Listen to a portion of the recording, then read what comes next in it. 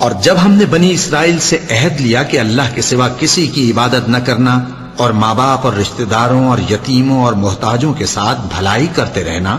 اور لوگوں سے اچھی باتیں کہنا اور نماز پڑھتے اور زکوٰۃ دیتے رہنا، تو چند آدمیوں کے سوا تم سب اس عہد سے منہ پھیر کر پلٹ گئے۔ اور جب ہم نے تم سے عہد لیا کہ آپس میں کچھ تو خون نہ کرنا اور اپنوں کو ان کے وطن سے نہ نکالنا، تو تم نے اقرار کر لیا اور تم اس بات کو مانتے بھی ہو۔ پھر تم وہی ہو کہ اپنوں کو قتل بھی کر دیتے ہو اور اپنے میں سے بعض لوگوں پر گناہ اور ظلم سے چڑھائی کر کے انہیں وطن سے نکال بھی دیتے ہو، اور اگر وہ تمہارے پاس قید ہو کر آئیں تو بدلہ دے کر ان کو چھڑا بھی لیتے ہو، حالانکہ ان کا نکال دینا ہی تم پر حرام تھا۔ یہ کیا بات ہے کہ تم کتاب اللہ کے بعض احکام کو تو مانتے ہو اور بعض سے انکار کیے دیتے ہو؟ تو جو تم میں سے ایسی حرکت کریں ان کی سزا اس کے سوا اور کیا ہو سکتی ہے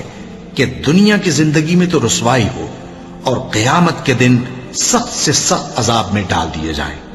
اور جو کام تم کرتے ہو اللہ ان سے غافل نہیں۔ یہ وہ لوگ ہیں جنہوں نے آخرت کے بدلے دنیا کی زندگی خریدی، سو نہ تو ان سے عذاب ہی ہلکا کیا جائے گا اور نہ ان کو اور طرح کی مدد ملے گی۔